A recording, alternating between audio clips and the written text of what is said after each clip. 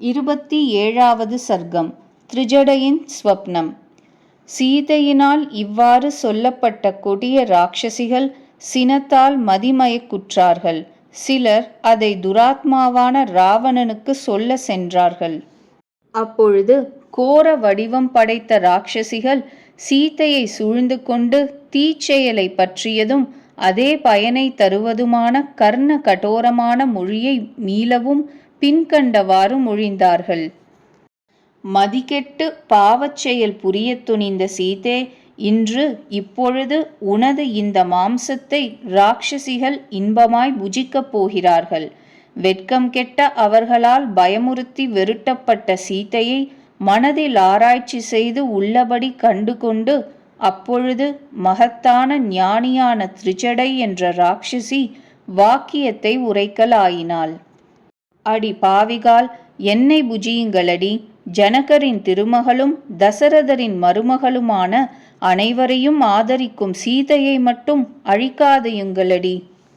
இப்பொழுது என்னால் ஒரு சொப்பனம் உண்மையாய் காணப்பட்டது.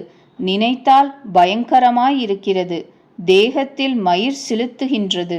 அரக்கர்களின் அழிவை பற்றியது. இவளின் பர்த்தாவின் ஜெயத்தை பற்றியதும். திரிஜடையால் மேல்கண்டவாறு சொல்லப்பட்ட சினத்தால் நல்லது பொல்லாதது தெரியாதிருந்த ராட்சசிகள் எல்லோரும் தக்ஷணமே மனக்கவலை கொண்டவர்களாய் அந்த திரிஜடையை பார்த்து, உன்னால் இரவில் காணப்பட்ட இந்த ஸ்வப்னம் எத்தன்மையது, விளங்கச் சொல்லு என்ற மொழியை மொழிந்தார்கள். திரிஜடை அந்த ராட்சசிகளுடையவும் வாயிலிருந்து வந்த வச்சனத்தை செவியுற்று சமயத்தில் ஸ்வப்ன சம்பந்தமான சங்கதியை தெரிவித்தாள். ஸ்ரீ ராகவர் வெண்பூ மாலையையும் வெண்பட்டாடையும் அணிந்தவராய் யானை தந்தத்தால் செய்யப்பட்டு 1000 அன்னங்களால் தாங்க பெற்றதும் ஆகாச மார்க்கமாக செல்கிறதுமான திவ்ய ஓர் பல்லக்கில் லக்ஷ்மணரோடு உல்லாசமாய் வீற்றிருக்க வந்தார். சீதையும் வெள்ளை ஆடை உடுத்தவளாய் சமுத்திரத்தால் சூழப்பட்ட ஸ்வேத பர்வதத்தை அடைந்தவளாய் சூரியனோடு பிரபை போல் ஸ்ரீராமரோடு சீதை சுகமாய் இருப்பவளாய் இப்பொழுது ஸ்வப்னத்தில் என்னால் காணப்பட்டன. ஸ்ரீ ராகவர் லக்ஷ்மணரோடு கூடியவளாய் 4 கொம்புகளை உடைய மலை போன்ற பெரிய யானையின் மேல் ஏறினவராக எழுந்தருளினார். அப்படி என்னால் காணப்பட்டார். பின்பு வெண்பூ மாலையும் வெண்பட்டாடையையும் அணிந்தவர்களாய் இரு புருஷோத்தமர்களும் தங்கள் தேஜஸினால் ஒளி வீசுபவர்களாய் ஜானகியை வந்து கண்டார்கள். அப்பொழுது அந்த பர்வதத்தின் உச்சியிலேயே ஜானகி நாயக்கரால் ஸ்வீகரிக்கப்பட்டதும் ஆகாசத்தில் இருப்பதுமான யானையின் முதுகில் ஏறி உட்கார்ந்தாள். பின்பு தாமரை கன்னி நாயகரது மடியினின்றும் உயர வெழும்பி சந்திரனையும் சூரியனையும் கையால் தடவுபவளாக என்னால் காணப்பட்டாள். பின்பு அவ்விரண்டு ராஜகுமாரர்களோடும் தடங்கண்ணாலான சீதையோடும் ஏறி வீற்றிருக்க பெற்ற அந்த யானை சிரேஷ்டம் லங்கைக்கு நேராக ஆகாயத்தில் வந்து நின்றது. சீதை லக்ஷ்மணர்களோடு கூடிய காகுத்தர் 8 ஜதை வெண்ணிறமான ரிஷபங்கள் பூட்டிய ரதத்தின் மீதேறி ஸ்வேச்சையாக இங்கு வந்து சேர்ந்தார். சராசராத்மகமான மூவுலகும் முழுமையும் அண்டங்களுடனும் எல்லாமும் வருத்தமரச் செயல் புரியும் ஸ்ரீராமரால் அதி பயங்கரமாய் விழுங்கப்பட்டதாய் என்னால் காணப்பட்டது. பார்க்கடல் ஜலத்தின் நடுவில் வெண்மையான ஓர் மலை மேற்கிளம்பிற்று. பிறகு அதன் சிகரத்தில் 4 தந்தங்களுள்ள வெள்ளை பெரிய யானை, அதன் முதுகில் ஸ்ரீமானான செந்தாமரை கண்ணனான ஸ்ரீராமர் சகோதரரான லக்ஷ்மணரோடு கூட பத்தினியான சீதையுடன் கூடவும் விளங்கினார். சீதா பிராட்டி அவ்விடத்தினின்றும் மேலெழும்பி பூர்ணமான அழகான சந்திர மண்டலத்தை 2 கைகளாலும் கட்டி அணைத்து கொண்டு விட்டு நாயகரின் மடியை அடைந்தவளாய் விளங்கினாள். பின்பு மற்றோரிடத்தில் செந்தாமரை கண்ணனான ஸ்ரீமானான ககுஸ்த குலத்தவரான அந்த ஸ்ரீராமர் வெகு அற்புதமான ஆசனத்தில் கிழக்கு முகமாக வீற்றிருப்பவராய் எல்லா பிரம்ம ரிஷி கணங்களாலும் எல்லா புண்ணிய தீர்த்தத்தாலும் அபிஷேகம் செய்விக்கப்பட்டவராயும் எல்லா தேவர்களாலும் நமஸ்காரம் பண்ணப்பட்டவராயும் என்னால் காணப்பட்டார். அங்கு அழகான இடையை உடைய ஜனகர் திருமகளான அவள் வெண்மலர் மாலைகளையும் வெண்பட்டாடையையும் அணிந்து பரிசுத்தமான புஷ்பங்களையும் வாசனை திரவியங்களின் பூச்சையும் அணிந்தவளாய் மிக மேன்மையாக விளங்கினாள். பின்பு கந்தர்வர்களோடு கூடின தேவர்களும் மகரிஷிகளும் சித்தர்களும் பிரம்மாவை தலைவராய் வைத்து ஸ்ரீராமரை அங்கு அடிபணிந்தார்கள். அனைவரையும் மகிழ்விக்க வல்லவர்களில் முதலான ஸ்ரீராமர் அவரே ஸ்ரீ மகாவிஷ்ணுவாகவே ஆகி அந்த திவ்யாசனத்தில் வீற்றிருந்தார். இன்னும் இப்படியே என்னால் காணப்பட்டார். பரபிரம்மமாய் பரம சத்தியஸ்வரூபமாய் பரம ஞான ரூபமாய் பரம தபஸாய் பரம காரணமாய் பரம க்ஷேத்திரமாய் பரம காரண காரணமாய் சங்கு சக்கரம் கதை இவைகளை தரித்தவராய் லக்ஷ்மி விசிஷ்டராய் தாமரை மலர் போல் அகண்ட நீண்ட கண்களை உடையவராய் ஸ்ரீவத்சம் என்ற மருவை மார்பில் தரித்தவராய் நித்தியமான மோக்ஷ சாம்ராஜ்யமுடையவராய் அனபிபவனீயனாய் சாஸ்வதனாய் நித்யனாய் விஷ்ணுவாக மகா தேஜஸ்வியாய் ஸ்ரீமானாய் இத்தன்மயராய் சர்வலோகநாதராய் ரகுநந்தனரான தாமரை கண்ணரான ஸ்ரீராமர் சேவை சாதித்தார். அப்பொழுது தேவ சிரேஷ்டர்களும் பித்ருக்களும் ரிஷி சிரேஷ்டர்களும் கந்தர்வர்கள் வித்யாதரர்கள் பன்னகர்கள் இவர்களில் சிறந்தோர்களும் பட்டாபிஷேகம் செய்யப்பட்ட ஸ்ரீராமரை சூழ்ந்து கொண்டு பரமானந்தம் கொண்டவர்களாய் அஞ்சலி ஹஸ்தர்களாய் வாயார துதித்தார்கள். அப்பொழுது அங்கு எல்லா அப்சரஸ்களும் ஒன்று கூடி பரமானந்தம் கொண்டவர்களாய் பாடினர் ஆடினர். புல்லாங்குழல்களும் வீணைகளும் முரஜங்களும் பேரிகளும் சங்கங்களும் சேர்ந்து துவனியை முழங்கின. இதோடு இன்னொரு பிரகாரமாயும் சத்திய பராக்கிரமரான ஸ்ரீராமர் என்னால் காணப்பட்டார்.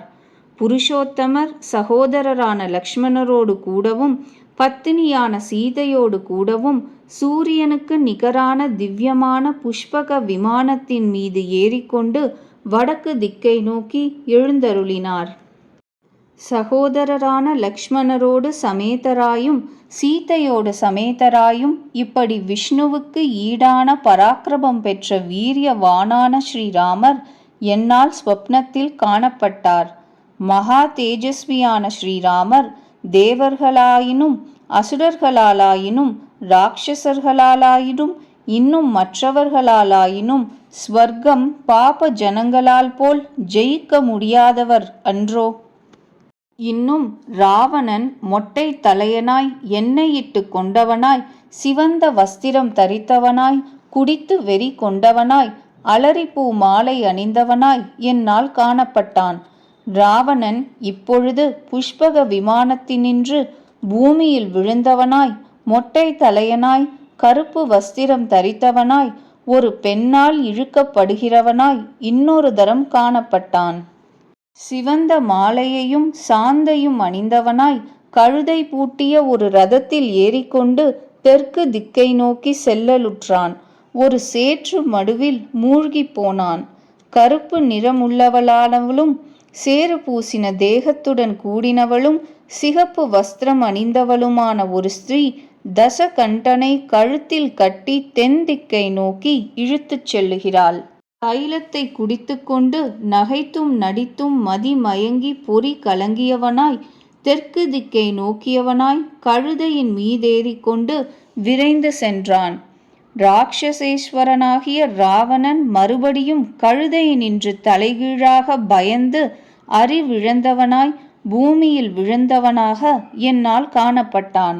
அந்த ராவணன் சடக்கென எழுந்து பயம் பிடித்து மிகவும் பிரமித்து குடித்து வெறித்து திகம்பரனாய் பித்தனாய் அர்த்தமாகா பேச்சை கண்டவாறு பிதற்றிக்கொண்டு பொறுக்க முடியாத துர்க்கந்தம் வீசுகிற கோரமானதும் இருள் அடர்ந்ததும் நரகம் போன்று மிகுந்த இழிந்து விரைவாக அதிலேயே மூழ்கி போனான்.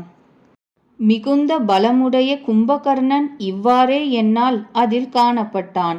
ராவணனுடைய எல்லா பிள்ளைகளும் மொட்டை தலையர்களாக எண்ணெய் தேய்த்து கொண்டவர்களாக இருந்தார்கள். பன்றியின் மீது தசகண்டனும், முதலையின் மீது இந்திரஜித்தும், ஒட்டகையின் மீது கும்பகர்ணனும் தெற்கு திக்கை நோக்கிச் சென்றார்கள். விபீஷணர் ஒருவர் மாத்திரம் வெள்ளை குடை உடையவராய், வெள்ளை மாலையும் வஸ்திரமும் உடையவராய், வெண்சந்தனம் பூசியவராய், சங்கம் துந்துபி முதலிய கோஷங்களாலும் ஆடல் பாடல்களாலும் கௌரவிக்கப்பட்டவராயும் என்னால் கனவில் காணப்பட்டார். அங்கு விபீஷணர் 4 மந்திரிகளோடு கூட மேகத்திற்கு நிகரானதும் மேகம் போல் முழங்குகிறதுமான 4 கொம்புகளுடைய சிறந்த யானையின் மீது ஏறிக்கொண்டு ஸ்ரீ ராகவரை அடைந்தவராயிருந்தார். குடித்து கொண்டிருப்பவர்களும் சிவந்த புஷ்பம் அணிந்தவர்களும் சிவந்த வஸ்திரம் அணிந்தவர்களுமான இராட்சசர்களின் கூட்டமும் கீத வாத்திய முழக்கமுடையதாய் என்னால் காணப்பட்டது. குதிரை, தேர், யானை இவைகளுடன் கூடிய மனோகரமான இந்த லங்காபுரியும் கோபுரங்களும் தோரண வாசல்களும் இடிந்து கடலில் விழுந்ததாக காணப்பட்டது. ராவணனால் நன்றாக பாதுகாக்கப்பட்ட லங்கை ஸ்ரீராமருடைய தூதரான மிக்க பராக்கிரமசாலியான ஓர் குரங்கினால் எரிக்கப்பட்டதாக என்னால் ஸ்வப்னத்தில் காணப்பட்டது. இராட்சசிகள் எல்லோரும் தைலத்தை குடித்து பேரிரைச்சலாக நகைத்து கூத்தாடி சாம்பலாய் கிடந்த லங்கையிலும் கும்பகர்ணன் முதலிய இந்த எல்லா இராட்சச சிரேஷ்டர்கள் சிகப்பு வஸ்திரத்தை உடுத்திக்கொண்டு அழுக்கு குழியிலும் புகுந்தார்கள்.